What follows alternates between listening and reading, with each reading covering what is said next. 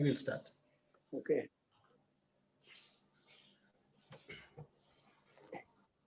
Praise the Lord. Praise the Lord. Happy New Year to everybody.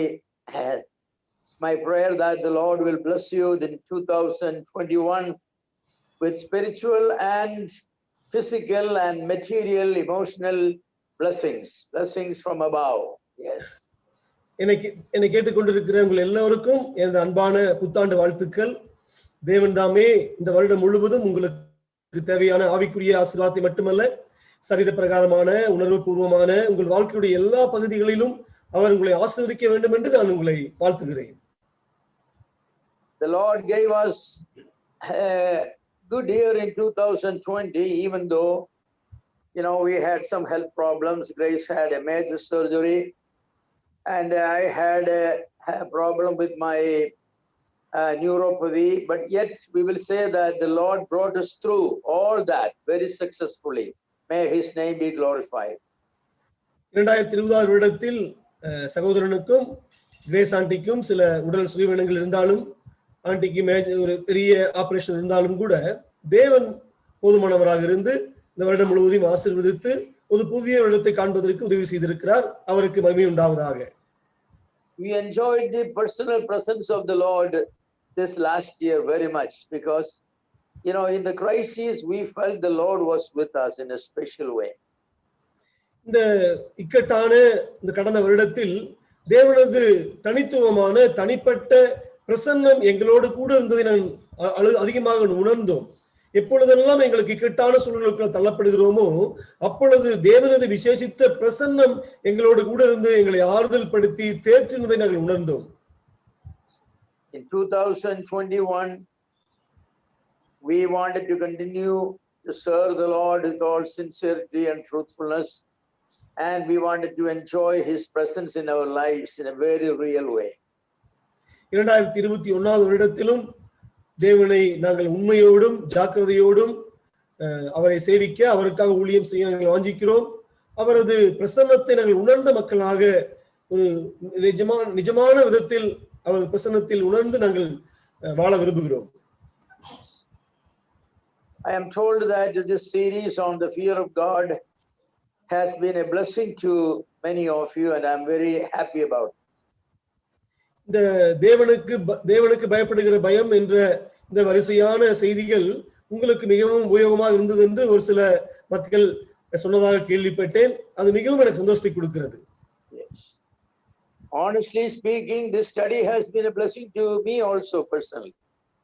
நேர்மையாக சொல்ல வேண்டுமானால் இந்த சத்தியமானது, இந்த படிப்பானது எனக்கும் தனிப்பட்ட விதத்தில் மிகவும் உபயோகமாக இருந்தது. God willing, in few weeks we will be finishing this series. இன்னும் சில வாரங்களில் இந்த சத்தியத்தை நாம் படித்து முடிப்போம் முழுவதுமாக. And I believe it will continue to be a blessing, not only these days when we talk about the fear of God, but even after that, when you practice the fear of God.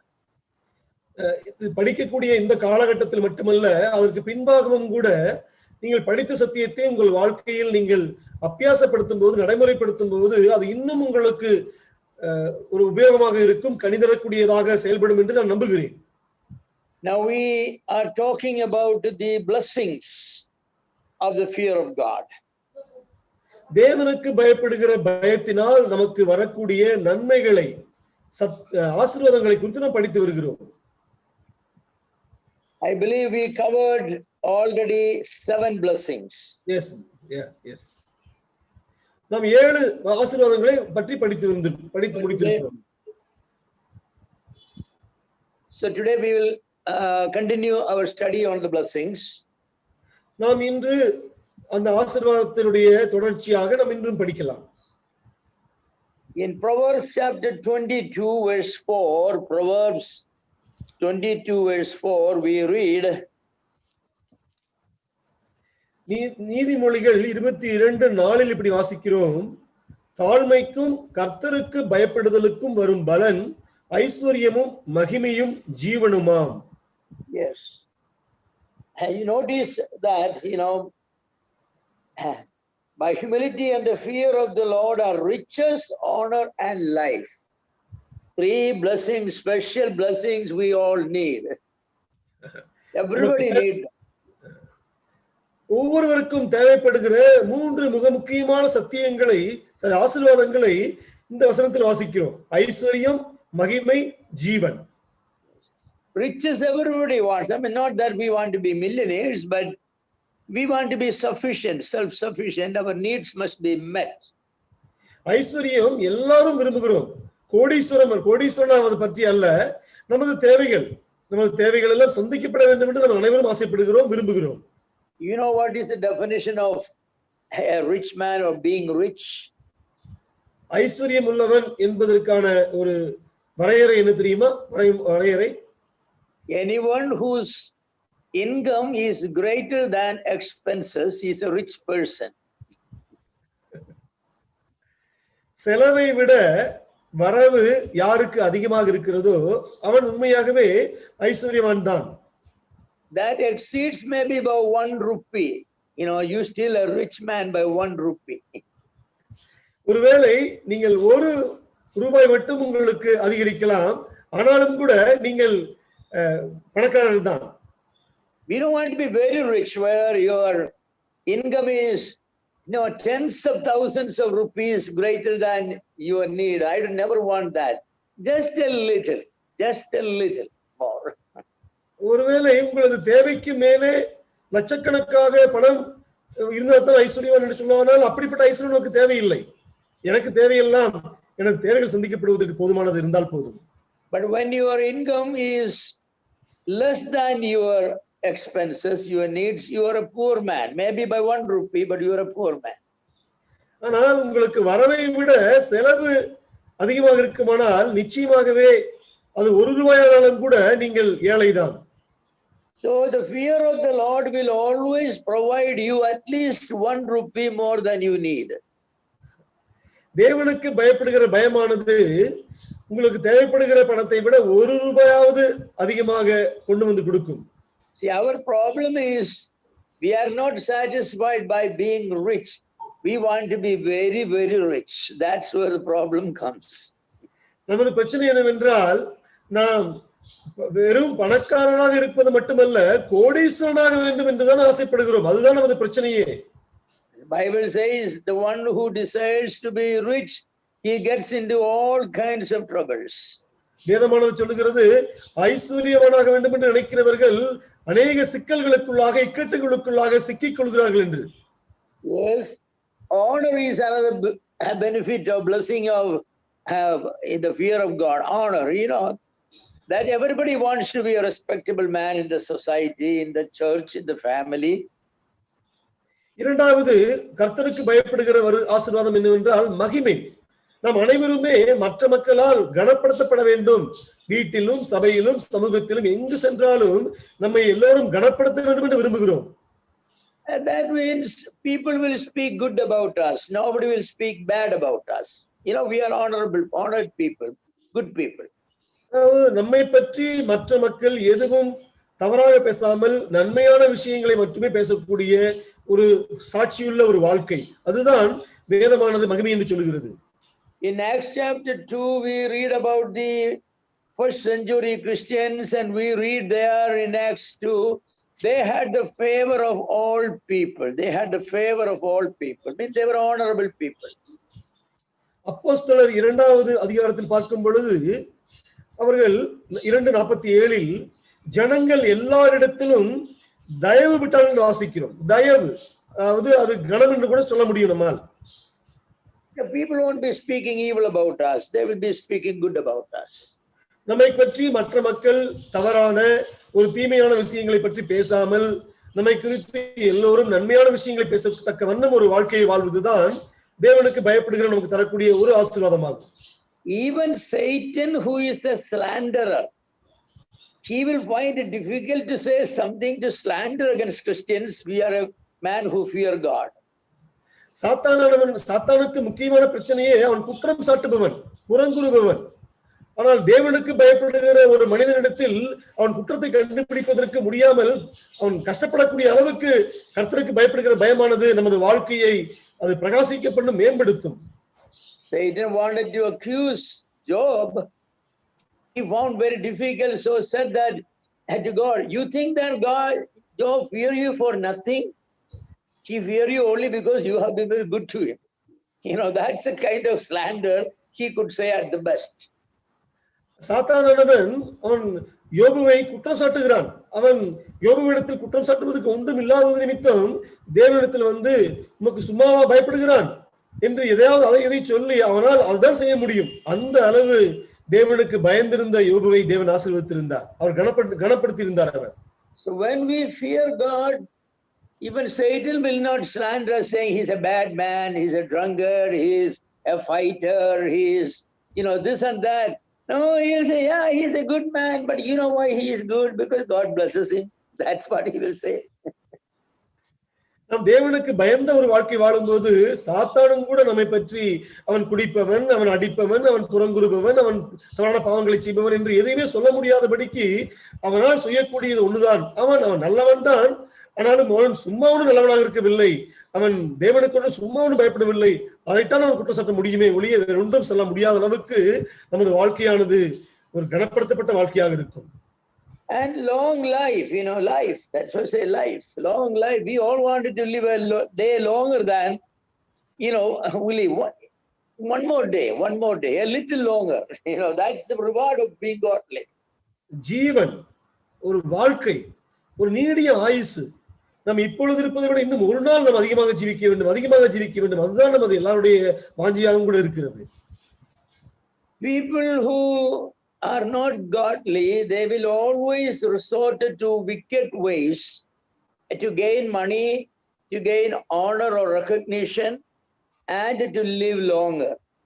But their life will always be miserable. Miserable.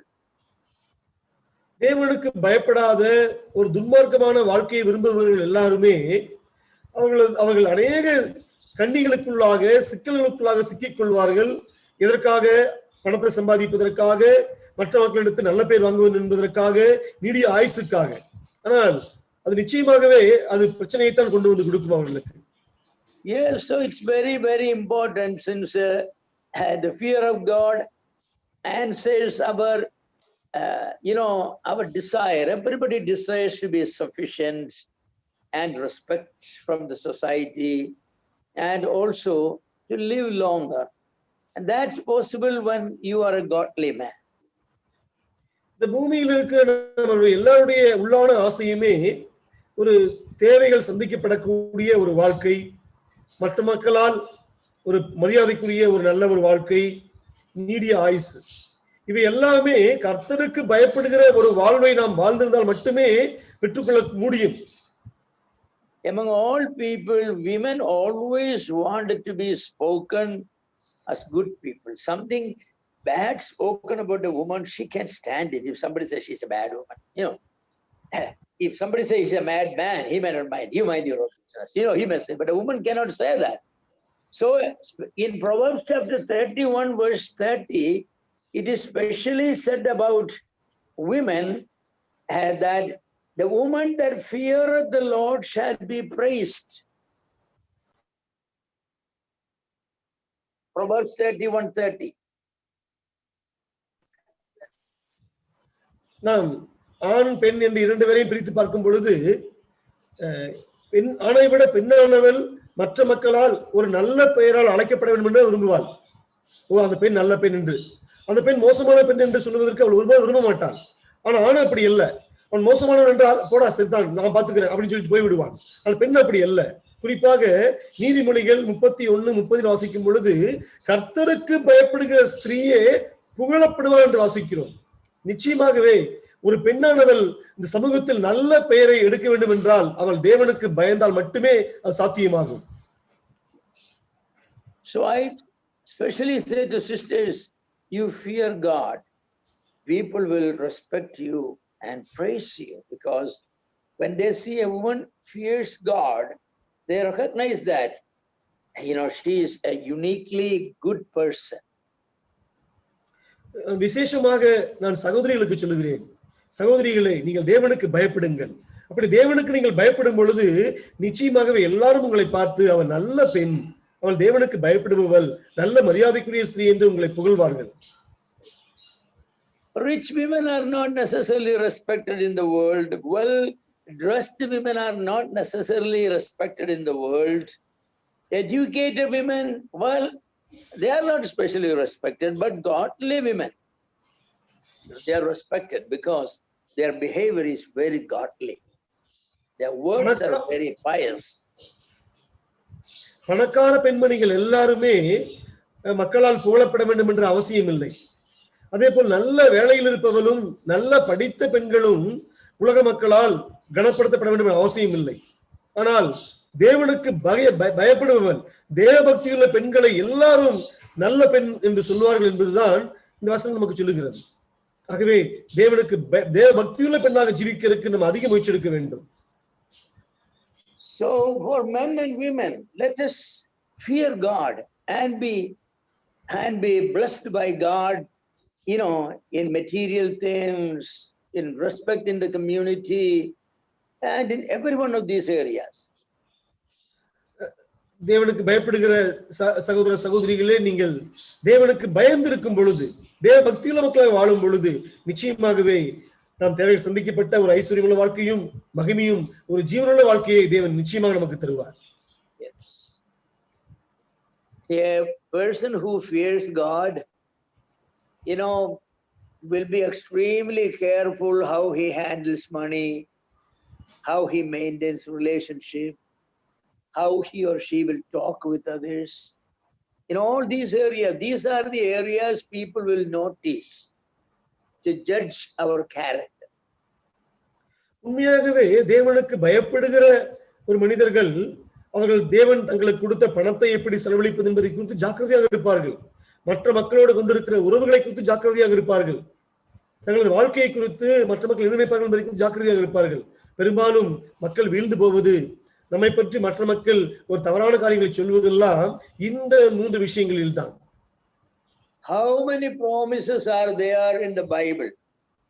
Hundreds of promises that God will supply the needs of his children. That means those who fear him. வேதத்தில் ஆயிரக்கணக்கான வாக்குறுதிகள் தேவனால் கொடுக்கப்பட்டிருக்கிறது. குறிப்பாக தேவனுக்கு பயப்படுகிற மக்களுக்கு தேவன் அவர்களது தேவைகளை சந்திப்பார் என்று. How many promises are there if a godly man, a righteous man will fall down, the Lord will lift him up? எவ்வளவு வாக்குறுதிகள்! ஒரு நீதிமான் விழுந்து போனால் தேவன் அவனை தூக்கி நிறுத்துவார் என்று சொல்லப்படக்கூடிய வாக்குறுதிகளால் தேவன் நமக்கு தேற்றுகிறார். Evil spoken against a godly man will not stand very long. ஒரு நீதிமானுக்கு விரோதமாக, தேவனுக்கு பயப்படுகிற மனிதனுக்கு விரோதமாக சொல்லப்படக்கூடிய தவறான குற்றச்சாட்டுகள் நெடுங்காலத்துக்கு நீடிக்காது. அது சீக்கிரமாகவே தேவனால் சரி செய்யப்படும். It is like water dropped on a red hot skillet. You drop some water on a red hot skillet, what happened? That water will run around and it's gone. And so any evil spoken against a righteous godly man, it will not stand long. It will evaporate very soon. தேவனுக்கு பயப்படுகிற தேவ பக்தியுள்ள ஒரு நீதிமானுக்கு விரோதமாக சொல்லப்படக்கூடிய குற்றச்சாட்டுகள் எல்லாமே அது நன்றாக ஒரு தீயால், ஒரு நெருப்பால் சூடாக்கப்பட்ட ஒரு பாத்திரம் ஒரு பகுதி இருக்கும் பொழுது அங்கு 2-3 துளிகள் நீங்கள் தண்ணீரை ஊற்றினால் அது உடனே ஆவியாவது போல, உடனே சத்தத்தோடு ஆவியாவது போல நீதிமானுக்கு விரோதமாக சொல்லப்படக்கூடிய குற்றச்சாட்டுகள் ஒண்ணுமே இல்லாமல் போய்விடும், சீக்கிரமாக காணாமல் போய்விடும். Yes, evil spoken against a righteous man, a godly man, shall not stick longer. It will be evaporated because he is very hot in his relationship with God.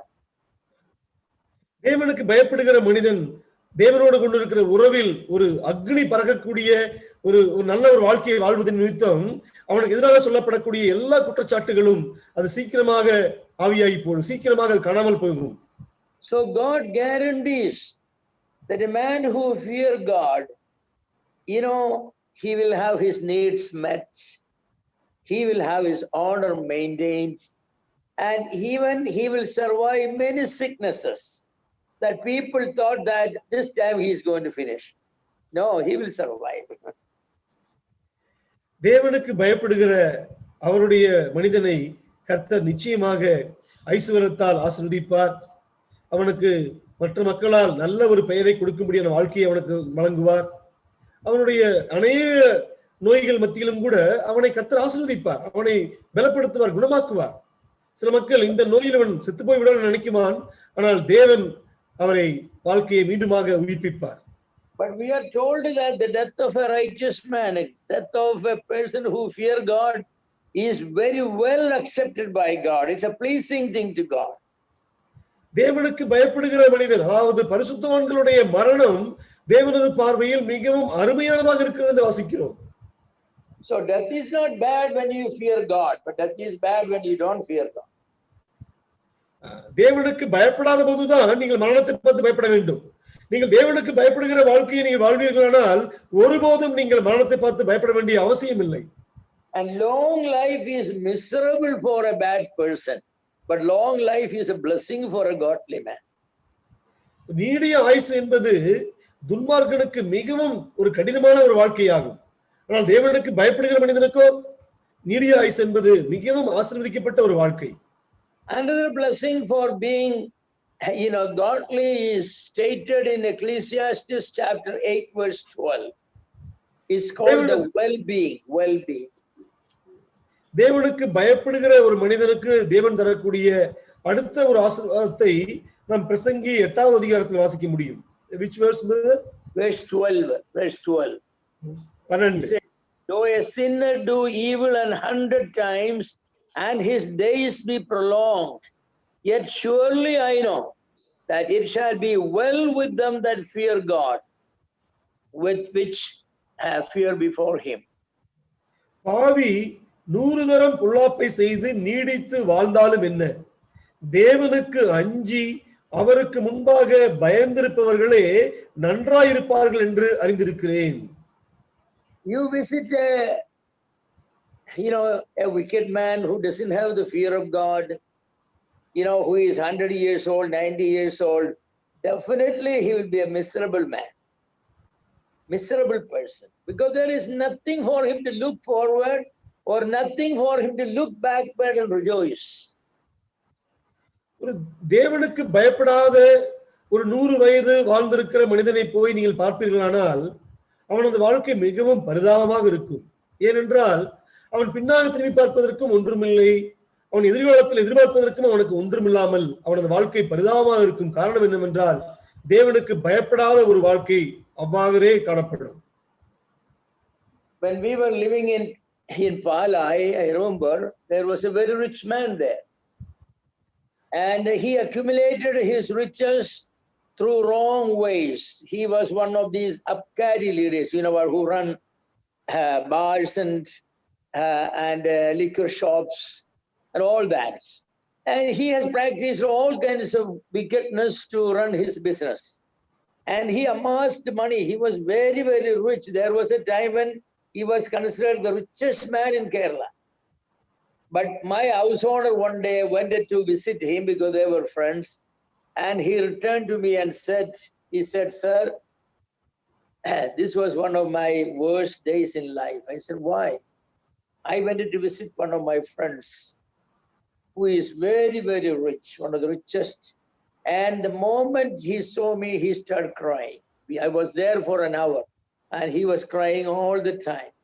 And he asked him, "Is there any way that you can recommend whereby I can just wash away this guilty conscience, of killing people, hurting people to amass, money to run my business. I'm willing to pay anything to get a peaceful mind." சகோதரன் குடும்பமாக கேரளாவில் பாலாய் என்னும் இடத்தில் வாடகைக்கு குடியிருந்த போது ஒரு மனிதனை குறித்து கேள்விப்பட்டிருந்தார். அவர் மிகவும் பெரிய பணக்காரன் என்றால் அவரது காலத்தில் கேரளாவிலேயே மிகப்பெரிய கோடீஸ்வரன்களில் அவரும் ஒருவராக கருதப்பட்டார். ஆனால் அப்படிப்பட்ட பணத்தை சம்பாதிப்பதற்காக அவர் துன்மார்க்கமான வழியில் தான் இருந்தார். குறிப்பாக மதுபான கடை, பிராந்தி கடை என்று சொல்லக்கூடிய அந்த கடைகளை எல்லாம் நடத்தி அந்த பிசினஸ் நடத்துவதற்காக அவர்களை கொள்வதும் சட்டத்துக்கு புறம்பான எல்லா விதமான பாவங்களையும் செய்த துன்மார்க்கமான வாழ்க்கை வாழ்ந்திருந்தார். அவரை பார்ப்பதற்காக சகோதரனுடைய ஹவுஸ் ஓனர், அவருடைய வீட்டு உரிமையாளர், அவர்களும் ஃப்ரெண்டா இருந்தது நிமித்தம் பார்த்து விட்டு வந்த பின்பு சகோதரனை பற்றி சொன்னது வார்த்தை இதுதான்: எனது வாழ்க்கையிலேயே மிகவும் ஒரு மோசமான நாளாக இந்த நாள் இருக்கிறது என்று சொன்னார். நான் ஏன் அப்படி சொல்கிறேன் என்று கேட்டபோது, நான் எனது நண்பனை காண போனேன், அவன் இப்படியாக சொன்னான்: எனக்கு கோடிக்கணக்கான பணங்கள் இருக்கிறது, ஆனாலும் கூட எனக்கு நிம்மதி இல்லை. உங்களுக்கு ஏதாவது தெரியுமா? நான் இந்த பணத்தை சம்பாதிப்பதற்காக நான் பண்ணின இந்த அசிங்கமான மோசமான பாவங்கள், மனிதனை கொல்லுவது, அவனை அடிப்பது, உதைப்பது, இது இப்பொழுது என் மனசாட்சி மிகவும் துக்கப்படுத்துகிறது. ஆகவே இந்த குற்ற உணர்விலிருந்து விடுதலை அடைவதற்கு, இந்த குற்ற உணர்விலிருந்து நான் கழுவப்படுவதற்கு ஏதாவது வழி உண்டா? நான் நிறைய பணத்தை செலவழிக்க தயாராக இருக்கிறேன் என்று சொன்னார். உண்மையாகவே தேவனுக்கு பயப்படாத மனிதனுக்கு ஒரு பரிதாபமான வாழ்க்கை தான் நிர்ணயித்திருக்கப்பட்டிருக்கிறது. So Solomon said, I know that it shall be well with them that fear God. It shall be well with them that fear God. ஆனால் சாலமன் சொல்கிறார், தேவனுக்கு அஞ்சி அவருக்கு முன்பாக பயந்திருப்பவர்கள் நன்றாய் இருப்பார்கள், நல்ல ஒரு வாழ்க்கை அவர்களுக்கு கிடைக்கும். That word he says well, it is a word that means wellness, and it means all kinds of well-being. All kinds of well-being will be there to those who fear God. இங்கு நன்றாய் இருப்பார்கள் என்று சொல்லும் பொழுது, நன்றாய் எல்லா வாழ்க்கையுடைய எல்லா பகுதிகளிலும் தேவனுக்கு பயந்திருப்பவனுடைய வாழ்க்கை நன்றாய் போகும், நன்றாய் இருக்கும். So the man who fear God, both sides of his life will be good. Here on earth, well-being. There in heaven, again well-being. He has nothing to miss. Maybe poverty, sickness, but well-being is not something that can be touched by anything. It is God's promise. தேவனுக்கு பயப்படுகிற மனிதனுக்கு கர்த்தர் வாக்குறுதி கொடுத்திருக்கிறார். அவனது இரண்டு விதமான வாழ்க்கை, இரண்டு புறமும் கூட அவன் வாழ்க்கை நன்றாக இருக்கும். இந்த பூமியில் வாழும் போதும் அவனது வாழ்க்கை நன்றாக இருக்கும். இந்த வாழ்க்கை முடிந்து தேவனோடு கூட பரலோகத்தை செலவழிக்கிற வாழ்க்கை நன்றாக காணப்படும். ஒருபோதும், ஒருவேளை அவன் வறுமையில் கஷ்டப்படலாம், நோயில் கஷ்டப்படலாம், ஆனால் நன்றாய் இருப்பது என்பது இவையெல்லாம் தொட முடியாத அளவுக்கு தேவனால் தரப்படுகிற ஒரு வாக்குறுதியாகும். Don't you want to have that wellness in life? Maybe sick, but wellness in life. Maybe poor, but wellness in life. The joy, the peace, the tranquility, the hope, and all these good things boil down to wellness. That's what wellness is. It cannot be taken away by anything or by anybody, because God has promised it for you. உங்களுக்கு நல்ல ஒரு வாழ்க்கை வேண்டாமா?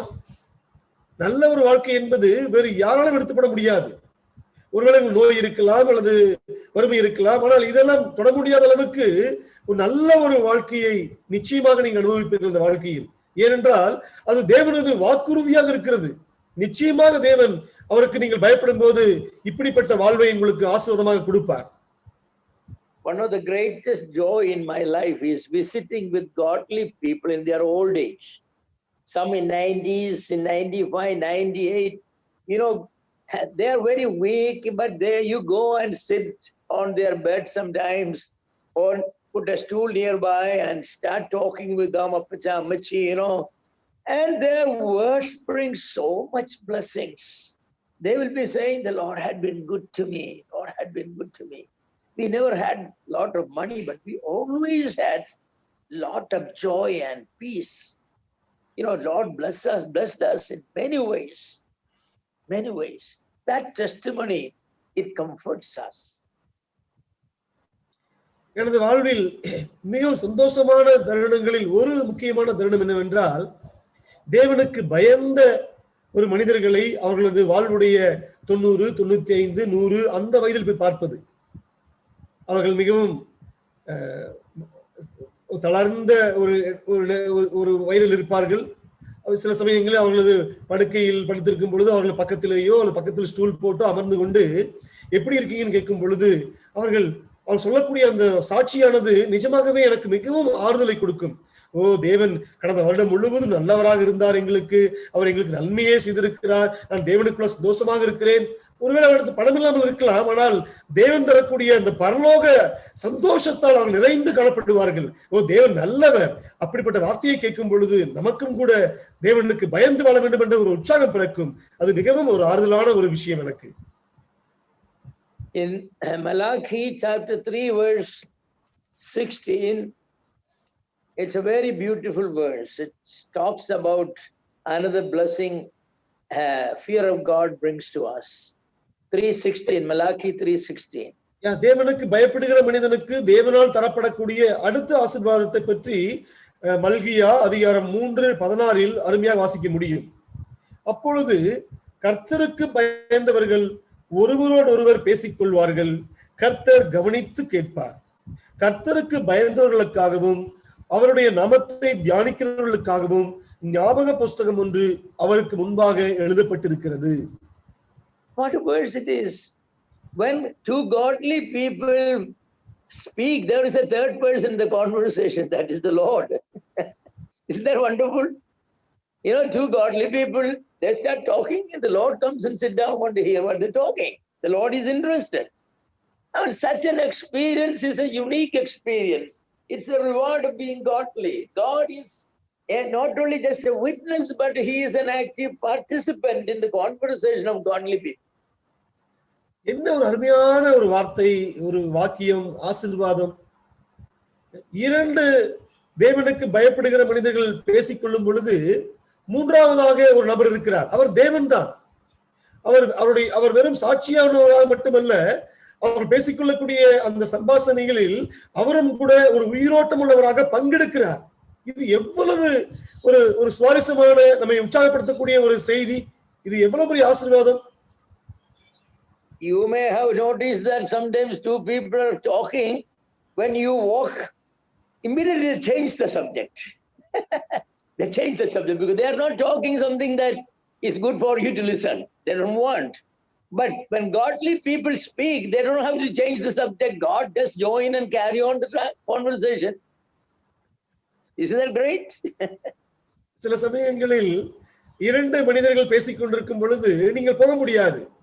நீங்கள் வருவதை பார்த்து உடனே நிறுத்திவிட்டு வேறு வார்த்தைகளை பேசுவார்கள். ஏனென்றால் நீங்கள் கேட்கக்கூடாதபடிக்கு அது சரியான வார்த்தைகளாக இருக்காது.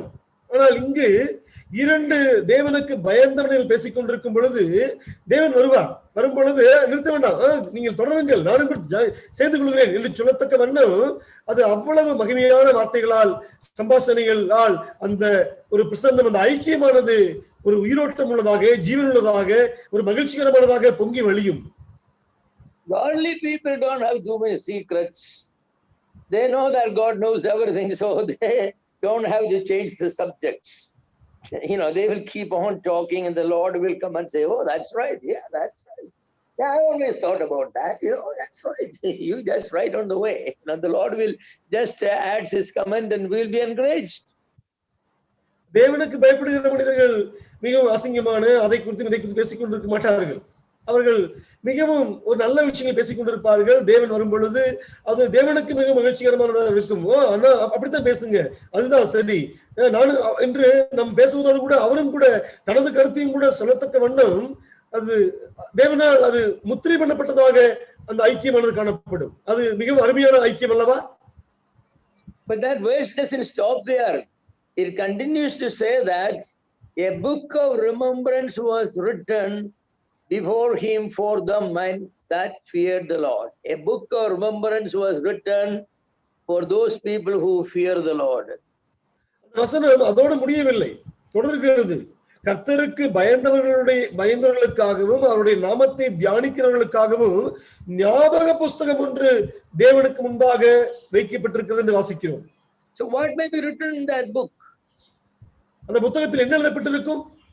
Cheated so and so for 1,000 rupees, didn't pay that worker his wages, beat his wife, threw away the supper she made, and everybody went sleep without food.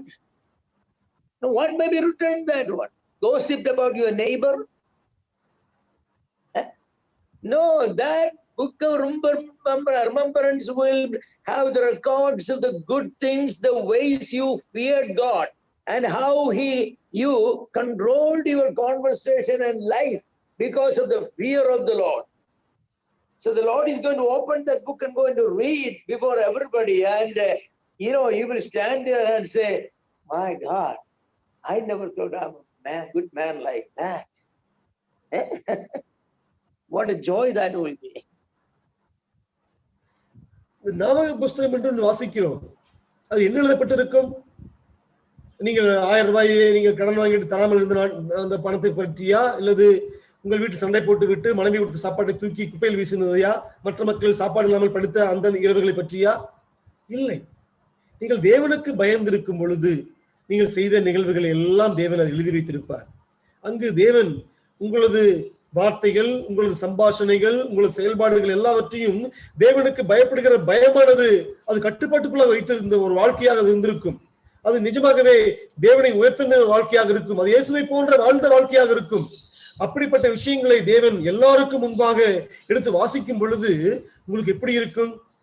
ஓ ஆண்டவரே, நான் இப்படிப்பட்ட மனிதனாக இருப்பேன் என்று நினைக்க கூடவில்லை, அப்படிப்பட்ட வாழ்க்கையை வாழ்ந்திருக்கிறேனா என்று நீங்கள் அதிசயத்தக்க வண்ணம் நிச்சயமாக அது உங்களை கனப்படுத்தக்கூடிய ஒரு வாழ்க்கையாக, தேவனுக்கு பயந்திருந்த ஒரு வாழ்க்கை உங்களை எப்படியாக மாற்றியது என்பதை குறித்து எழுதப்பட்டிருக்கும். Now, one of the things that I wanted to see when I get to heaven is how money increases in the bank of heaven.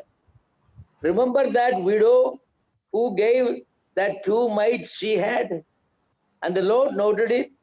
So when she reaches in heaven, the Lord will take the passbook and call her and hand over that passbook and say, "This is what you have invested in the bank of heaven." Man, she will open it as, "This much?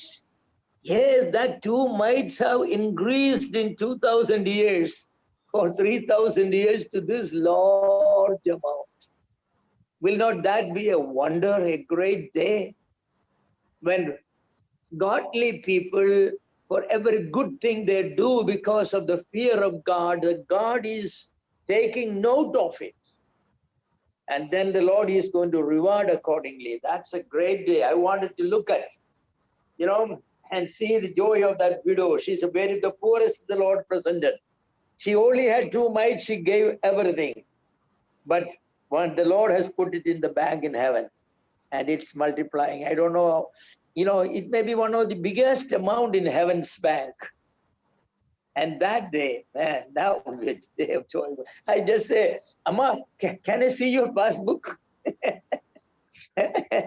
What joy that will be. பரலோகம் செல்லும் பொழுது நான் பார்க்க விரும்புகிற ஒரு விஷயம் இதுதான். இந்த பூமியில் நாம் தேவனுக்கு பயப்படுகிற விதத்தில் நாம் செலவழிக்கிற பணமானது பரலோக வங்கியில் எப்படியா அது அதிகரிக்கப்படுகிறது, தேவன் எப்படிப்பட்ட கணக்குகளை அதிகரிக்கிறார் என்பதை நான் காண விரும்புகிறேன். குறிப்பாக அந்த 2 காசை போட்ட, அந்த செப்பு காசை போட்ட அந்த அம்மாவுடைய பணமானது, ஒருவேளை தேவன் இயேசுவானவர் அங்கு அவள் வரும் பொழுது பாஸ்புக்கை கொடுப்பார். இதோ நீ போட்ட இந்த 2000-3000 வருடத்தில் நீ இன்வெஸ்ட் பண்ண பணத்துடைய மதிப்பு என்று. நம்ம நம்ம வாங்கி பார்க்கும் பொழுது இவ்வளவு அமௌண்ட், இவ்வளவு பெரிய பணமா? ஆமா, நீ தேவனுக்கு பயந்து நீ இன்வெஸ்ட் பண்ணது இந்த 2000-3000 வருடத்தில் இவ்வளவு அதிகமாக அதிகரித்திருக்குதுன்னு தேவன் சொல்லக்கூடும். நாம் தேவனுக்கு பயந்து இந்த பூமியில் செய்யக்கூடிய சிறிய விஷயங்களும் கூட தேவன் எந்த விதத்தில் அவரை பரலோக பேங்கில் வங்கியில் அவர் கணக்கெடுக்கிறார் என்பதை காண விரும்புகிறேன். நான் நிச்சயமாக செல்லும் பொழுது அந்த அம்மாவை எடுத்து, "அம்மா, பாஸ்புக்கை பார்க்கலாமா?" என்று கேட்டு நான் பார்க்க விரும்புகிறேன்.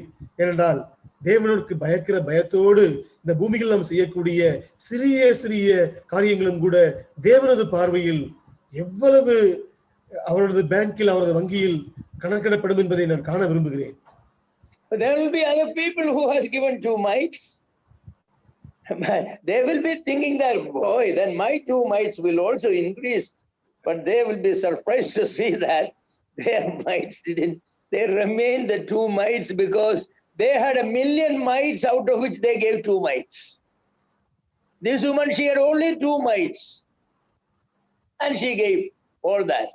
It is that kind of godly donations, contributions that multiply, not the other type. God is not taking note of all 2 mites. No. Only a widow's 2 mites. because she gave all that she had. A godly person honors the Lord with what he or she has. And the Lord writes that down in his book of remembrance. தேவனுக்கு பயப்படுகிற ஒரு மனிதன் தன்னிடத்தில் தேவனால் தரப்பட்ட சிறிய பெரிய எந்த பொருள்களாலும் தேவனை கனப்படுத்தும் பொழுது தேவன் அதை எழுதி வைக்கிறார். ஞாபக புஸ்தகத்தில் எழுதி வைத்து அவர்களை கனப்படுத்துகிறார். பரலோகம் வரும்போது அவர்களை ஆசீர்வதிக்கிறார்.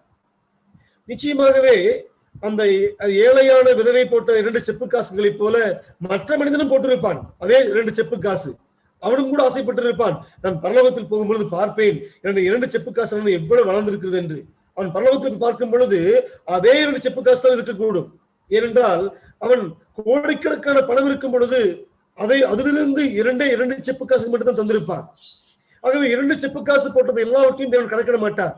அந்த ஏழை விதவை அவள் போட்ட அந்த 2 செப்பு காசை மட்டுமே தேவன் கணக்கில் வைக்கிறார். ஏனென்றால் நாம் தேவனுக்கு பயப்படுகிற பயத்தோடு, தேவன் நேசிக்கிற நேசத்தோடு, அன்போடு நாம் எதை செய்கிறோமோ அதுதான் தேவனது பார்வையில் கணக்கிடப்படக்கூடியதாக காணப்படுகிறது. Another blessing is recorded in Malachi 4:12. Malachi chapter 4 verse 2. Malachi chapter 4 verse 2. You go read it. அடுத்த ஆசீர்வாதம், தேவனுக்கு பயப்படுகிற ஆசீர்வாதத்தை பற்றி மல்கியா 4:2 வாசிக்கிறோம். ஆனாலும் என் நாமத்திற்கு பயந்திருக்கிற உங்கள் மேல் நீதியின் சூரியன் உதிக்கும், அதன் செட்டைகளின் கீழ் ஆரோக்கியம் இருக்கும், நீங்கள் வெளியே புறப்பட்டு போய் கொழுத்த கன்றுகளைப் போல வளருவீர்கள். Yes, you fear God,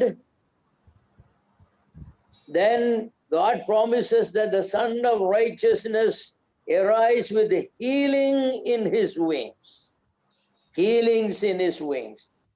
You know, a lot of godly people are very sick, but the Lord is going to rise for them with healings under his wings. It's amazing. தேவனுக்கு பயப்படுகிற அநேக தேவ மனிதர்கள் அதிகமான நோய்களோடு போராடுகளாக காணப்படுகிறார்கள். ஆனால் நிச்சயமாகவே தேவன் அந்த நீதியின் சூரியன் உதிக்கும் பொழுது அவர்களுக்கு ஆரோக்கியத்தை கொடுப்பார். You know, my father had cancer. He had pancreatic cancer, and people with pancreatic cancer don't survive more than 2 or 3 months. The doctor told me that your father will not survive more than 3 months at the most. And he said, if God will perform a miracle, may it go 6 months, but he is not going to live that long. But amazingly, the Son of Righteousness arose upon him with the healings, and he lived 7 years and died as an old man with natural causes. சகோதரனுடைய தகப்பனார் pancreasis cancer என்று சொல்லக்கூடிய அந்த ஒரு மோசமான ஒரு வியாதிப்பட்டார். Doctor அவரை பரிசோதித்த பின்பு சகோதரனிடத்தில், உனது அப்பாவுக்கு மிகவும் மோசமான கேன்சர் வந்திருக்கிறது, நிச்சயமாகவே 3 மாதத்திற்கு மேலாக அவர் உயிரோடு இருக்க மாட்டார், ஒருவேளை தேவன் ஏதாவது அதிசயத்தை செய்தால் 6 மாதம் இருக்க முடியும், அவ்வளவே என்று சொன்னார். ஆனால் தேவன் நீதியின் சூரியனை அவர் உதிக்கச் செய்து அவருக்கு ஆரோக்கியம் தந்தார். 7 வருடம் அதற்கு பின்பாக அவர் உயிரோடு இருந்து இயற்கையான விதத்தில் அவர் மரித்தார். Amazingly, we have a mother in 99 years old in our church. That's pretty old person. Her son is in the health department, and he got COVID. His wife and all children got COVID, and this 99-year-old mother also got COVID. When we heard about it, we felt so bad. But you know that her son still is positive, but mother is healed. She's very well. She's doing everything a 99-year-old woman should be doing, or more than a 99-year-old woman should be doing. That's this kind of verses say that the Son rose upon her with healings under his wings and healed her. இந்த வசனமானது தேவனுக்கு பயந்திருக்கிற மக்கள் மேல் நீதியின் சூரியன் உதிக்கும், செட்டையின் கீழ் ஆரோக்கியம் இருக்கும் என்று வாசிக்கிறோம். சகோதரனுடைய சபையில் 99 வயதுள்ள ஒரு மூதாட்டி இருக்கிறார். தேவனுக்கு பயப்படுகிற ஒரு ஸ்திரீ. அவருடைய மகன் ஹெல்த் டிபார்ட்மெண்டில் வேலை செய்கிறார். இந்த கொரோனா சமயத்தில் அவர்களுக்கு அந்த மகனுக்கு வேலை செய்யக்கூடிய அந்த மகனுக்கும் மருமகளுக்கும் பிள்ளைகளுக்கும் இந்த பாட்டிக்கும் இந்த வயதான அம்மாவுக்கும் கூட கோவிட் பாசிட்டிவ் வந்தது. இன்னும் அவருடைய மகனுக்கு அவர் பாசிட்டிவ் தான் இருக்கிறார். ஆனால் 99 வயதுள்ள அந்த மூதாட்டியானவர் குணமாக்கப்பட்டார். ஒரு 99 வயதுள்ள ஒரு ஸ்திரீ என்ன செய்ய முடியுமோ அதை விட அதிகமான வேலைகளை செய்து வருகிறார் அவர். நிச்சயமாகவே நீதியின் சூரியன் பயப்படுகிற மக்களுக்கு உதிக்கும் பொழுது தேவன் அங்கு ஆரோக்கியத்தை கட்டளையிடுகிறார். So it's not the matter of living long with misery and with complaints and murmurings. No, it is living with healing from the Lord. When the Lord heals, that healing is special. It's not like doctors heal. It is with strength and vigor and with gratitude and worship and joy and peace, everything attached with it.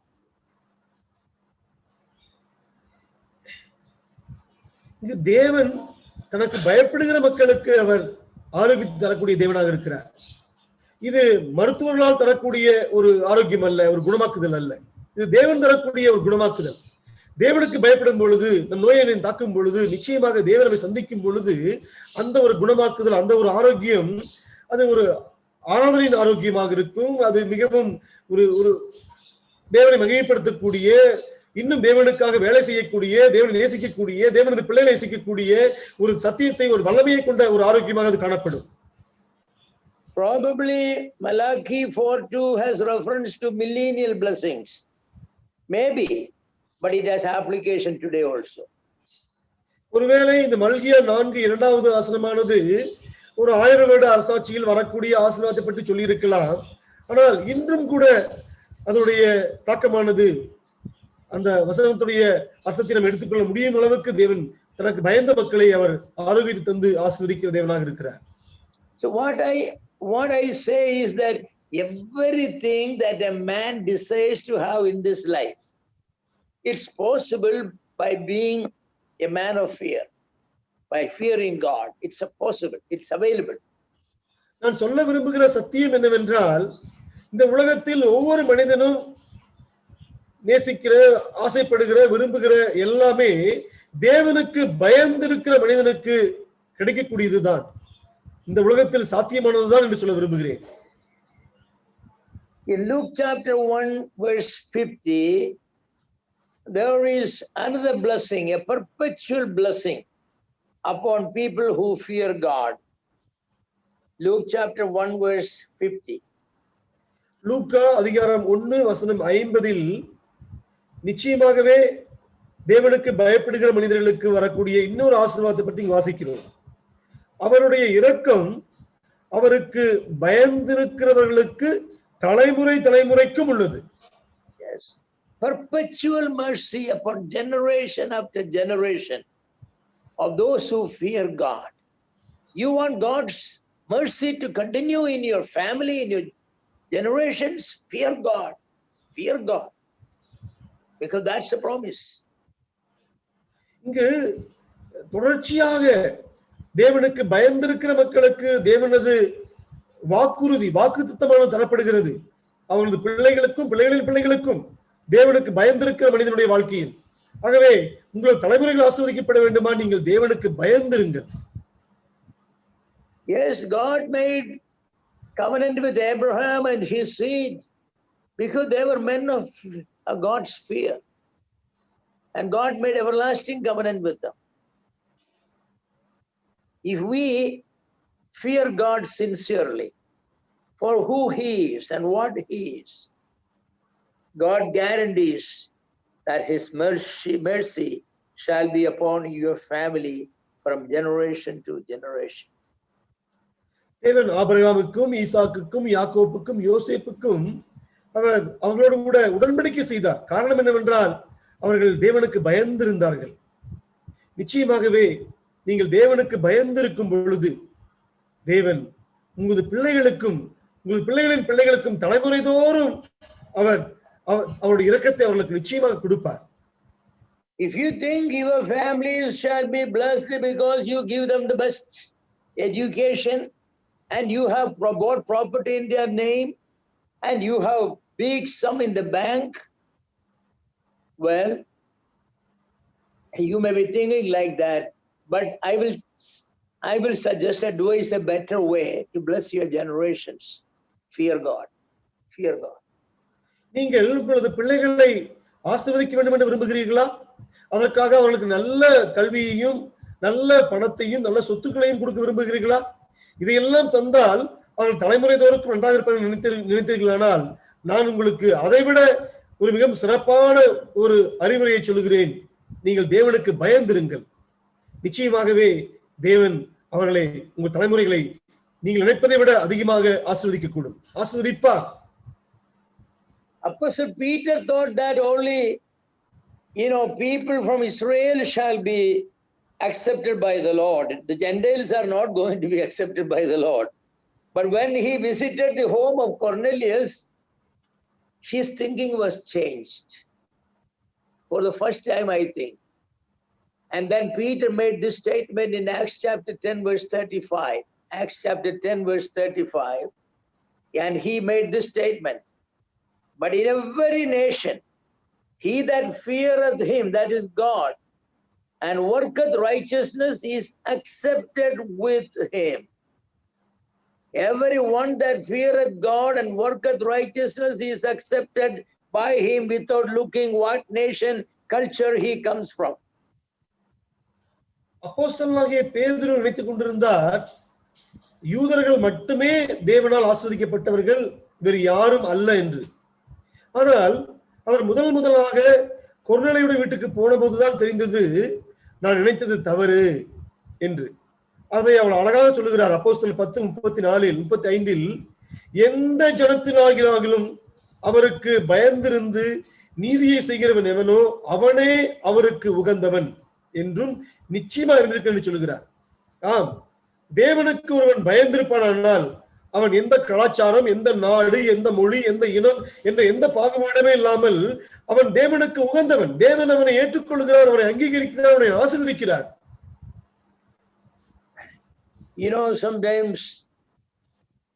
Sometimes we think that, we know very little about God. We who are born and brought up in India, we never had a Christian culture. Maybe some of our parents were not Christians. They worshipped idols and practiced all kinds of idols and wicked worship. Cornelius was a man who probably grew up in a pagan home with idol worship and everything. He heard little bit about God, the God of Israel, very little bit. To that extent, he feared God, and God honored him. God gave him an opportunity to hear the true gospel so that he could know more about God. And even the chiefest of the apostle was sent to his home. And God had to work a miracle in his life to force him to go there. You know about the vision he had and all that. God does those things for a person who fear God. Even if your knowledge is very little, but you are obedient to the knowledge God has given you. ஒருவேளை நினைத்துக் கொண்டிருக்கலாம், இந்தியாவில் அதுவும் தேவ பயமில்லாத விக்கிரகங்களை வணங்கக்கூடிய ஒரு நாட்டில் நான் இருக்கிறேன். தேவனது பார்வையில் நான் எப்படிப்பட்டவன், எனது குடும்பம், எனது தாய் தகப்பன்மார் இவங்கெல்லாம் தேவனுடைய பார்வையில் நாங்கெல்லாம் ஒரு பொருட்டே இல்லை என்று நினைத்திருக்க கூடும் நீங்கள். ஆனால் இங்கு தேவனை பாருங்கள், இங்கு கொர்நேலியை பாருங்கள். கொர்நேலியும் கூட அப்படி ஒரு விக்கிரக வணக்கத்தில் தேவனை அறியாத வேறு விதமான தேவதைகளை வணங்கக்கூடிய ஒரு குடும்பத்தில் பிறந்திருக்கலாம். அவனுக்கு இஸ்ரேல் என்ற அந்த தேவனை குறித்து கொஞ்சம் தான் தெரிந்திருக்க முடியும். ஆனால் தெரிந்த அந்த கொஞ்சம் வெளிச்சத்தை அவர் உண்மையாக இருந்தது நிமித்தம், தேவனுக்கு பயந்தது நிமித்தம் தேவன் எவ்வளவு பெரிய ஆசீர்வாதத்தை கொடுக்கிறார் அவருக்கு. அப்போஸ்தலனையே, பிரதான அப்போஸ்தலனை அங்கு பெரிய அதிசயங்களையும் அற்புதங்களையும் செய்து அவரை கன்வின்ஸ் பண்ணி அவரை அனுப்புகிறார். அதன் மூலம் ஒரு காஸ்பலை கேள்விப்படுகிறார், அவர் ரட்சிக்கப்படுகிறார். அவருக்கு இன்னும் அதிகமாக தேவனை பற்றி அறிவதற்கு தேவன் உதவி செய்கிறார். நமக்கும் கூட அப்படியே, நமக்கு ஒருவேளை தேவனை பற்றி அதிகமாக தெரியாவிட்டாலும் கூட தெரிந்த உண்மைக்கு, தெரிந்த வெளிச்சத்துக்கு நம்ம கீழ்ப்படைந்து தேவனுக்கு பயப்படுவோமானால் நமது வாழ்க்கையிலும் கூட தேவன் நிச்சயமான பெரிய காரியங்களை செய்யக்கூடிய தேவனாக அவர் காணப்படுகிறார். A godly man, a man who fear God, will continuously be developing his character. One of the biggest problem for any man to do is to submit to another person, especially when that other person has no authority over you. But a godly man will have no problem in submitting to another person. Ephesians 5:21 says, submitting yourself one to another in the fear of God, in the fear of God. When the fear of God is there, you can submit to another person graciously. மனித இனத்திலேயே மிகவும் முக்கியமான ஒரு பிரச்சனை என்னவென்றால், ஒரு மனிதன் இன்னொரு மனிதனுக்கு கீழ்ப்படிந்து அடங்குவது. அது மனிதனால் கூடவே கூடாது. அதுவும் குறிப்பாக தன்மேல் அவனுக்கு எந்த அதிகாரம் இல்லை என்று தெரிந்த போது அவனுக்கு கீழ்ப்படிவது என்பது மிகவும் கடினமான காரியமாகும். ஆனால் எபேசியர் 5:22 வாசிக்கிறோம், தெய்வ பயத்தோட ஒருவருக்கொருவர் கீழ்ப்படிந்திருங்கள் வாசிக்கிறோம். நீங்கள் தேவனுக்கு பயந்திருப்பீர்களானால் நிச்சயமாகவே மற்றவர்களுக்கு கீழ்ப்படிவது என்பது உங்களுக்கு ஒரு பிரச்சனையே அல்ல. மிகவும் சாந்தமாக தாழ்மையாக மற்றவர்களுக்கு கீழ்ப்படிந்து அடங்கக்கூடிய ஒரு வல்லமையை தேவனுக்கு பயப்படுகிற பயமானது நமக்கு தரும். The fear of God develops character in your life. That's what it says. The fear of God develops character. அதாவது நான் சொல்ல விரும்புகிறது என்னவென்றால், நீங்கள் தேவனுக்கு பயப்படுகிற பயத்தோடு வாழும் பொழுது அந்த பயமானது உங்களுக்குள்ளாக நல்ல தெய்வீக குணங்களை, நல்ல குணாதிசயங்களை உங்களுக்குள்ளாக அது உருவாக்கும். ஒரு குணமுள்ள, ஒரு சாந்தமுள்ள, ஒரு நல்ல ஒரு மனிதனாக நீங்கள் வளருவீர்கள்.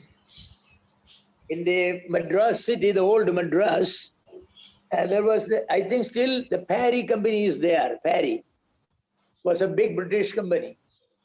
And British Englishman who was a believer was the managing director or whatever, maybe, the CEO of the company. Those days they didn't have cars. He was a Brethren, so he used to go to the Brethren church. And interestingly, he used to have a horse cart. The driver of the horse cart was the elder of that church where he goes. So the elder will come in the morning with his horse cart, and this foreign CEO will get in.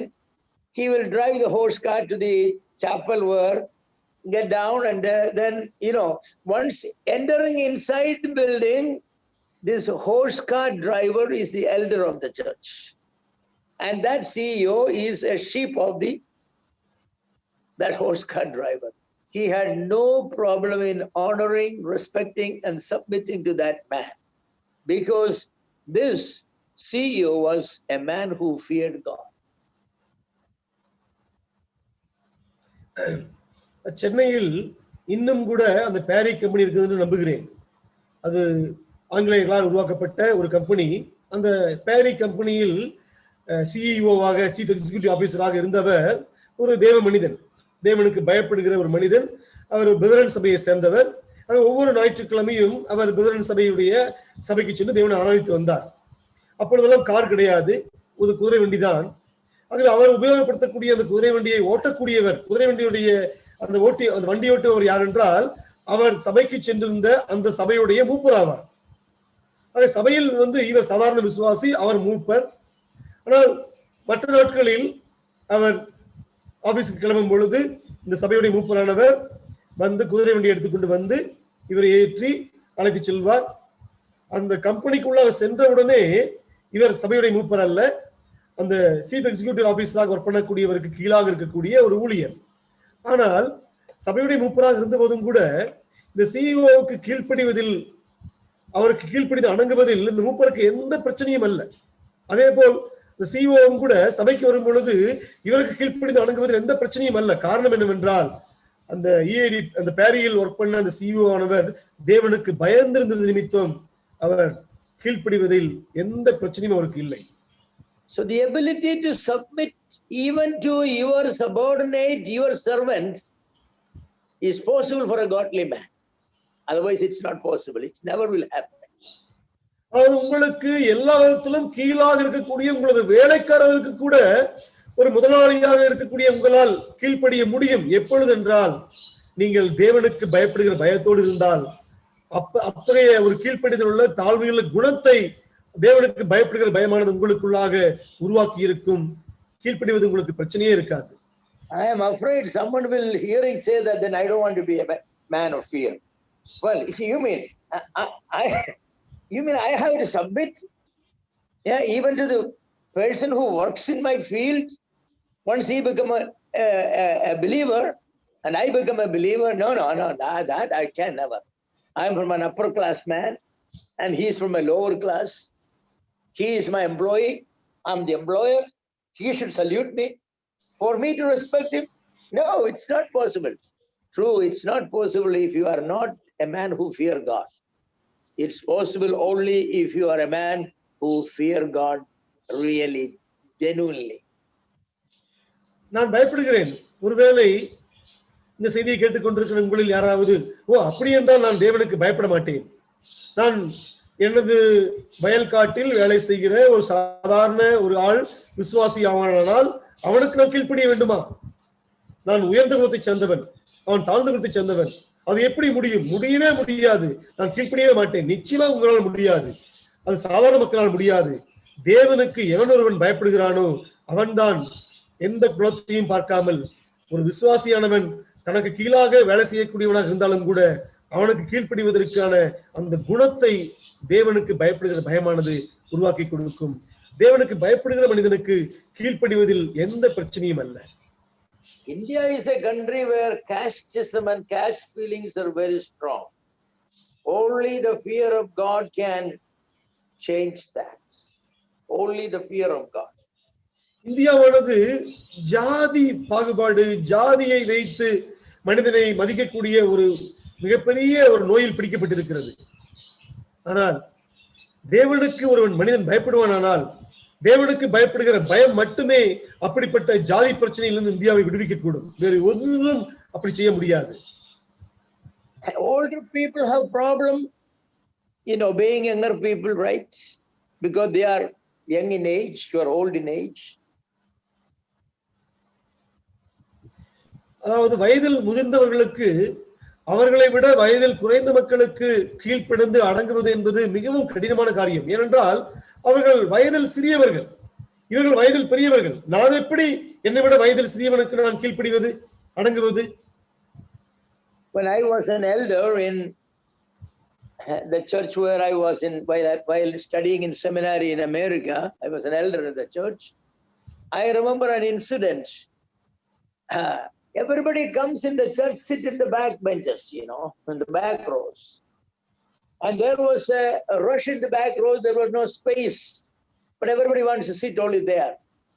There were many benches empty in the front rows. So there was a brother who was the youngest there, maybe 18, 19. Others were all in their 30s and all that, 40s, some even in 60s. So this young brother stood up and said that, will everybody stand up and move forward? That's what this young brother said. Will everybody please stand up and move forward? Those who come, later they can sit in the back benches. Interestingly, nobody stood up and nobody moved forward. Because the statement was made by the youngest person and the newest believer in the church. It was time for breaking of bread, and I was an elder, and I waited for a few minutes and I said, the Bible says, submit one to another in the fear of the Lord. I have noticed that a young brother stood up and said, will everybody please move forward and take the front seats? But nobody moved. We are going to break bread. There will be no breaking bread until everybody comes and asks forgiveness to that brother. Of course, I was the elder. Everybody got up from their seat, came to him and hold his hand and said, forgive us. Then everybody took a front seat. And when everybody has asked forgiveness, I said, God has forgiven that sin. We will proceed with the breaking of bread. See, submit one another in the fear of the Lord. The attitude was, who are you to tell us to stand up and come forward? You are a young man. that attitude is a carnal man's attitude. Bible says, submit to one another in the fear of the Lord. சகோதரனானவர் அமெரிக்காவில் செமினரியில் படித்துக் கொண்டிருந்த பொழுது அங்கிருந்த சபையில் மூப்பராக இருந்தார். அப்போ சபையில் நடந்த ஒரு நிகழ்வை அவர் சொல்லுகிறார். அதாவது சபைக்கு வரக்கூடிய யாருமே கடைசி பெஞ்சில் தான் உட்கார விரும்புவார்கள், ஓடி சென்று. ஒரு முறை அவ்வாறு அமர்ந்திருந்த போது அப்பமிக்க ஆராதனையானது ஆரம்பிக்கப்பட போகிறது. அப்பொழுது சபையில் புதிதாக ரட்சிக்கப்பட்ட ஒரு 18 வயது 19 வயதுள்ள ஒரு இளம் வாலிபன் நிலைந்திருத்து, பின்பாக உட்கார்ந்திருக்கிற நீங்கள் தயவு செய்து முன்னாக வருகிறீர்களா, லேட்டாக தாமதமாக வரக்கூடிய மக்கள் அங்கு அமரக்கூடும் என்று சொன்னார். அமர்ந்திருந்தவர்கள் எல்லாருமே இவரோட வயது மூத்தவர்கள், 30 வயது 60 வயது 40 வயது என்று. அதில் பிரச்சனை என்னவென்றால், சொன்னவர் ஒரு 18 வயது 19 வயது நிமித்தம் யாரும் எழுந்து முன்னாக வரவில்லை. நான் ஒரு 5 நிமிடம் பார்த்தேன். பின்பாக நான் எழுந்திருந்து, நாம் இப்பொழுது அப்பமிக்க ஆராதனைக்குள்ளாக போகிறோம். வேதமானது இவ்வாறாக சொல்லுகிறது, தெய்வ பயத்தோடு ஒருவருக்கொருவர் கீழ்ப்பிடிந்திடுங்கள் என்று. ஒரு இளம் வாலிபன் சகோதரன் எழுந்து உங்கள் அனைவரையும் முன்னாக வர சொல்லி அமரச் சொன்னான். நீங்கள் யாருமே அவனை கீழ்ப்படியவில்லை. இது வேதவசனத்தின்படி தவறானது, நீங்கள் செய்த இது பாவம். எல்லோரும் எழுந்திருந்து அவரிடத்தில் வந்து மன்னிப்பு கேட்டால் ஒழிய உங்களுக்கு நான் அப்பமிக்க ஆராதனையில் பங்கெடுக்க விடமாட்டேன் என்று சொன்னேன். அதுக்கு அப்புறமாக அவர்கள் எழுந்திருந்து ஒவ்வொருவரும் அந்த சகோதரத்தில் வந்து கையை பிடித்து என்னை மன்னித்துக்கொள் என்று சொல்லி பின்பு அவர்கள் மறுபடியுமாக வந்து முன்னாக அமர்ந்தார்கள். நிச்சயமாகவே வயதில் தன்னை விட சிறிய மக்களுக்கு பெரியவர்கள் கீழ்ப்படிவது என்பது கூடாத விஷயம்தான். ஆனால் தேவனுக்கு பயப்படுகிற மனிதர்கள் அதுபோல வயது வித்தியாசம் காணாமல் கீழ்ப்படிய வேண்டியது தேவன் எதிர்பார்க்கிறார். தேவனுக்கு பயப்படுகிற பயம் இருக்கும் பொழுது நாம் நிச்சயமாகவே ஒருவருக்கொருவர் கீழ்ப்படிந்து வாழ்வதற்கு முடியும். நம்மால் The fear of God has such, power in our life that it humbles us, and to yield to submit to another person in the fear of the Lord. தேவனுக்கு பயப்படுகிற பயத்திற்கு அவ்வளவு வல்லமை உண்டு.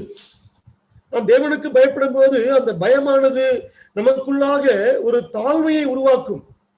மற்றவர்களுடைய வயது வித்தியாசம் காணாமல், அவர்கள் படிப்பு வித்தியாசம் காணாமல், எந்த வித்தியாசமும் இல்லாமல் அவர்களுக்கு கீழ்ப்படிந்து அடங்கக்கூடிய ஒரு உன்னதமான குணத்தை நமக்குள்ளாக தேவனுக்கு பயப்படுகிற பயமானது உருவாக்கும். The more you grow in the fear of the Lord, the more your head stoops down. The less you have the fear of God, you stand tall like an iron rod. நீங்கள் எவ்வளவுக்கு எவ்வளவு அதிகமாக தேவ பயத்தில் வளர்கிறீர்களோ அவ்வளவுக்கு அவ்வளவு உங்களது வாழ்க்கையானது, உங்களது முகமானது கீழாக தாழ்ந்து நீங்கள் தாழச் செய்வீர்கள். உங்கள் தேவனுக்கு பயப்படுகிற பயமானது எவ்வளவு குறைந்து காணப்படுதோ அவ்வளவாக உங்கள் வாழ்க்கையானது நிமிர்ந்திருக்கும். நீங்கள் ஒன்றுக்கும் அடங்க மாட்டீர்கள். To make a straight iron rod look like C, to make an I, capital I, to make a capital C, you have to bend both sides. To bend iron on both sides, pressure, heat, all those things have to be applied. To make me, I, like Christ. The Lord sometimes have to pass us through pressures and heat and temperature and difficulties. But eventually we will look like a sea. The old I will look like a sea on both sides. அதாவது ஒரு ஆங்கில எழுத்து ஐ என்று சொல்லக்கூடிய அந்த ஐ என்ற எழுத்தை நீங்கள் சி என்ற எழுத்தாக நீங்கள் ஒரு மாற்ற வேண்டுமானால் நீங்கள் அதை அதிகமான நெருப்புக்குள்ளாக, அதிகமான அழுத்தத்துக்குள்ளாக வைத்து நீங்கள் அடித்து நொறுக்கி அடித்து வளைத்து அதை சீயாக மாற்ற வேண்டிய ஒரு சூழலுக்குள்ளாக தள்ளப்படும். அது உண்மையாகவே ஐ என்ற நாம் கிறிஸ்ட் என்ற சீயாக மாற்றப்படுவதற்காக தேவன் நம்மை அதிகமான கஷ்டங்கள், வேதனைகள், துக்கங்களுக்குள்ளாக நம்மை உருவாக்கி, நம்மை அனுப்பி, நம்மை அழுத்தி அவரை போல மாற்றுகிறார். The fear of God would do that. Yes, the fear of God would do that. தேவனுக்கு பயப்படுகிற பயம் என்ற அந்த ஒரு விஷயமானது நம்மை கிறிஸ்துவை போல மாற்றக்கூடிய வல்லமையை கொண்டதாக இருக்கிறது. What time we stop the class? 8:30 brother. 10 Okay, 10 minutes, 10 minutes more. 10 minutes. I'll come to Hebrews chapter 5 verse 5. எபிரேயர் 5:5க்கு வருவோம். Yes, that verse says, so also Christ glorified not himself to be made a high priest, but he that said unto him, thou art my son, today I have begotten thee. You know, even so also Christ glorified not himself. This self-glorification is a big problem in life. Self-glorification. If Christ has to humble us, then he will glorify us. தம்மைத்தாமே தாழ்த்துவது என்பது மிகவும் பிரச்சனைக்குரிய விஷயம். மனிதனானவன் தன்னைத்தானே உயர்த்த விரும்புகிறான். நாம் எபிரேயர் 5:5 வாசிக்கிறோம். அந்தபடியே கிறிஸ்துவும் பிரதான ஆசாரியராகிறதற்கு தம்மைத்தாமே உயர்த்தவில்லை. நீர் என்னுடைய குமாரன், இன்று நான் உம்மை ஜெனிப்பித்தேன் என்று அவரோட சொன்னவரே அவரை உயர்த்தினார் என்று வாசிக்கிறோம். நாமும் கூட இயேசுவை போல நாம் நம்மை நாமே உயர்த்தாமல், சுய மகிமையை தேடாமல் நம்மை நாமே தாழ்த்தும் பொழுது தேவன் நம்மை உயர்த்துவார், தேவன் நம்மை மகிமைப்படுத்துவார். Jesus Christ is a classic example how a godly man will humble himself to the will of God. இயேசு கிறிஸ்துவானவர் நமக்கு மிகவும் ஒரு உன்னதமான ஒரு உதாரணமாக இருக்கிறார். தேவனுக்கு பயப்படுகிற ஒரு தேவபக்தியுள்ள மனிதன் எவ்வாறு தன்னை தானே தாழ்த்துவார் என்று. Look at verse 7 and 8 in that verse. Which book, brother? Chapter 5, Hebrews chapter 5, verse 7 and 8. எபிரேயர் 5:7-8 வாசிப்போம். அவர் மாம்சத்தில் இருந்த நாட்களில் தம்மை மரணத்தினின்று ரட்சிக்க வல்லமையுள்ளவரை நோக்கி பலத்த சத்தத்தோடும் கண்ணீரோடும் விண்ணப்பம் பண்ணி வேண்டுதல் செய்து தமக்கு உண்டான பயபக்தி நிமித்தம் கேட்கப்பட்டு அவர் குமாரனாய் இருந்தும் பட்ட பாடுகளினாலே கீழ்ப்படிதலை கற்றுக்கொண்டார் என்று வாசிக்கிறோம். Yes, his prayers were heard because of the fear of God. He humbled and he cried and he prayed. Says God heard him not because of the amount of prayer and tears, but because he feared God. இயேசு கிறிஸ்துவானவர் தன்னைத்தானே தாழ்த்தி அவர் பலத்த சத்தத்தோடும் கண்ணீரோடும் விண்ணப்பம் பண்ணது நிமித்தம் அவருடைய ஜெபங்கள் கேட்கப்படுகிறது என்று வாசிக்கிறோம். இயேசுவானவர் தன்னை தாழ்த்துகிறார், தேவனுக்கு முன்பாக கதறுகிறார். ஆகவே அவர் அதிகமாக ஜெபித்தார், அதனால் கேட்கப்பட்டார் என்று அல்ல, அவர் அதிகமாக தேவனுக்கு பயந்தார், பயபக்தியின் நிமித்தம் கேட்கப்பட்டார் என்று வாசிக்கிறோம். You want your prayers to be heard? Practice the fear of God like Jesus Christ. Then your tears will be converted to pearls of gold and diamonds. God can do that great miracle, converting your tears into pearls of gold and diamonds. உங்களது ஜெபமானது தேவனால் பதிலளிக்கப்பட வேண்டும் என்று விரும்புகிறீர்களா? அப்படி என்றால் நீங்கள் தேவனுக்கு பயப்படுங்கள். நீங்கள் தேவபயத்தோடு ஜெபிப்பீர்கள் என்றால், தேவபயத்தோடு கண்ணீர் சிந்துவானால் உங்களது கண்ணீர் துளிகளை எல்லாம் கர்த்தர், உங்களது ஜெப வார்த்தைகள் எல்லாம் கர்த்தர் அவர் அணிகமான முத்துக்களாகவும் விலையேற பெற்ற தங்கங்களாகவும் வைரங்களாகவும் மாற்றி உங்களை ஆசீர்வதிப்பார். We have the impression, some the feeling that God hears our prayer because of the loud voice and the shouting that we do when we pray. No. It is a fear of God that makes our prayers to be heard in the presence of God. நாம் நினைத்துக் கொண்டிருக்கிறோம் உரத்த சத்தத்தோடும் அதிகமான வார்த்தைகளையும் போட்டு நாம் ஜெபிக்கும் பொழுது நம்ம ஜெபங்கள் கேட்கப்படும் என்று. அது நிச்சயமாக தவறு.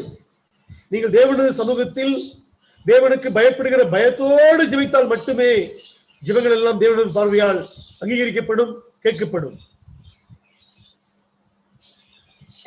Great rewards are there for those who fear God. In Revelation chapter 11, verses 17 and 18, there we read in verse 18, and you should give reward unto thy servants, the prophets, and to the saints and them that fear thy name, small and great. நாம் தேவனுக்கு பயந்து வாழும் பொழுது நமக்கு அதிக எண்ணிக்கையிலான பிரதிபலன்களை, ஆசீர்வாதங்களை தேவன் தரக்கூடியவராக இருக்கிறார். வெளிப்படுத்தல் விசேஷம் 11:18 வாசிக்கிறோம், உம்முடைய ஊழியக்காரருக்கும் பரிசுத்தவான்களுக்கும் உமது நாமத்தின் மேல் பயபக்தியாய் இருந்த சிறியோர் பெரியோருக்கும் பலனளிக்கிற தேவன் என்று வாசிக்கிறோம். அவர் பலனளிக்கிறார், பிரதிபலன் அளிக்கிறார். He gives rewards to those who fear him. தனக்கு பயப்படுகிற மனிதனுக்கு கர்த்தர் பலனளிக்கிற தேவனாக இருக்கிறார். அவர் பிரதிபலன் கொடுக்கிற தேவனாக இருக்கிறார். The chief virtue heaven honors is the fear of God. பரலோகமானது மகிமைப்படுத்தக்கூடிய, கனப்படுத்தக்கூடிய மிக உன்னதமான ஒரு குணம் என்னவென்றால் தேவனுக்கு பயப்படுகிற பயம்தான். God will never ignore a man or a woman who fears him. தனக்கு பயப்படுகிற எந்த மனுஷனையும் கர்த்தர் ஒருபோதும் புறக்கணிக்கிற தேவன் அல்ல அவர். So it is wisdom to fear God. தேவனுக்கு பயப்படுவதுதான் ஞானமான ஒரு விஷயம். Brothers and sisters, we have been considering the rewards for fearing God. Great are the rewards for fearing God. அன்பான சகோதர சகோதரிகளே, தேவனுக்கு பயப்படுகிற ஒரு மனுஷிக்கு என்னென்ன பலன்கள் எல்லாம் கிடைக்கும் என்று படித்து வருகிறோம்.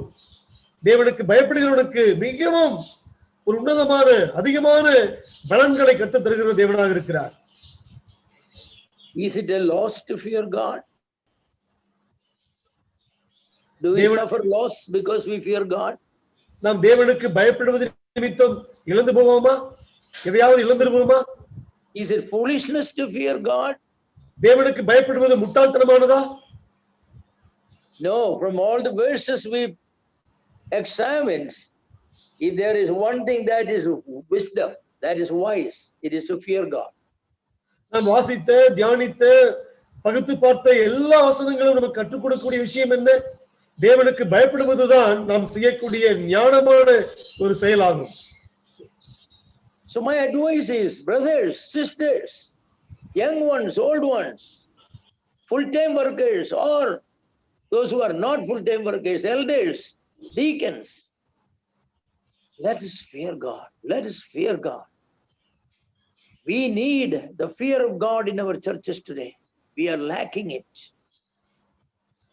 அன்பான சகோதர சகோதரிகளே, உங்களுக்கு தரக்கூடிய ஒரு முக்கியமான அறிவுரை இதுதான். தேவனுக்கு பயப்படுங்கள். நீங்கள் யாராக இருந்தாலும் சரி, நீங்கள் முழுநேர ஊழியர்களாக இருக்கலாம், முழுநேர ஊழியர்கள் அல்லாதவர்களாக இருக்கலாம், சபையின் மூப்பர்களாக இருக்கலாம், சாதாரண விசுவாசிகளாக இருக்கலாம், யாராக இருந்தாலும் நீங்கள் தேவனுக்கு பயப்படுங்கள்.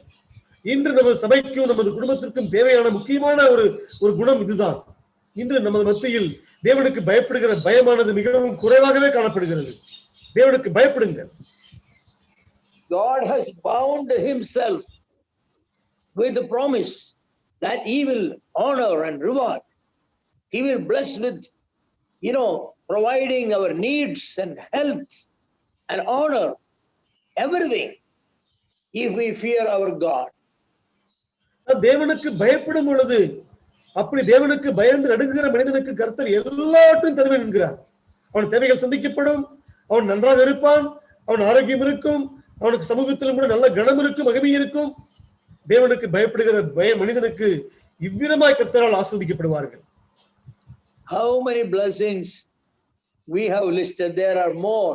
I'm not going to exhaust them. That's not my purpose, but to show you samples. If you fear God, you are not going to be a loser, but you are going to be a winner, a gainer.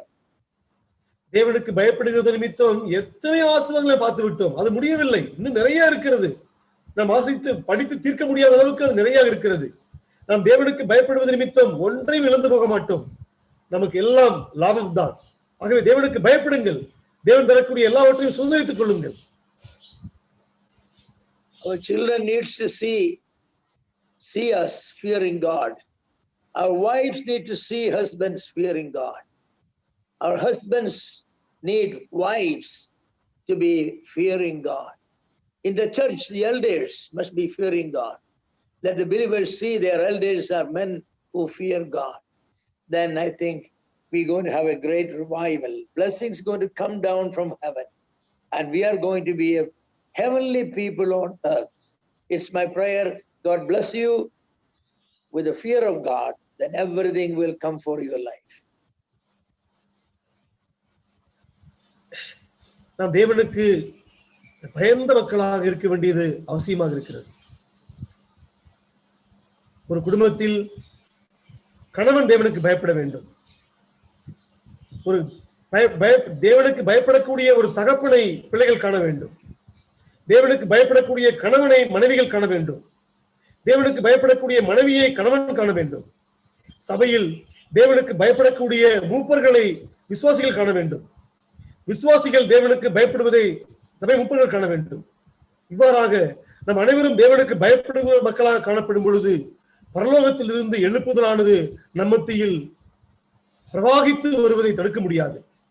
நிச்சயமாகவே நாம் எல்லோரும் தேவனுக்கு பயப்படும் பொழுது பரலோகத்தில் இருக்கிற நாம் பரலோகத்தின் பிள்ளைகளாக இந்த பூமியில் வாழக்கூடிய மக்களாக காணப்படுவோம். அதுவே என்னுடைய ஜெபமாக இருக்கிறது. தேவன் உங்களை ஆசீர்வதிப்பாராக. God willing, next week we will examine some biblical examples of those who feared God. People like us who feared God. Some examples. தேவனுக்கு சித்தமாக இருக்குமானால் நம்ம அடுத்த வாரத்தில் தேவனுக்கு நம்மை போல சாதாரண மக்களாக இருந்தும் தேவனுக்கு பயந்த சில உதாரணங்களை நாம் வேதத்திலிருந்து நாம் தியானிப்போம். நாம் ஜெபித்து நிறைவு செய்வோம்.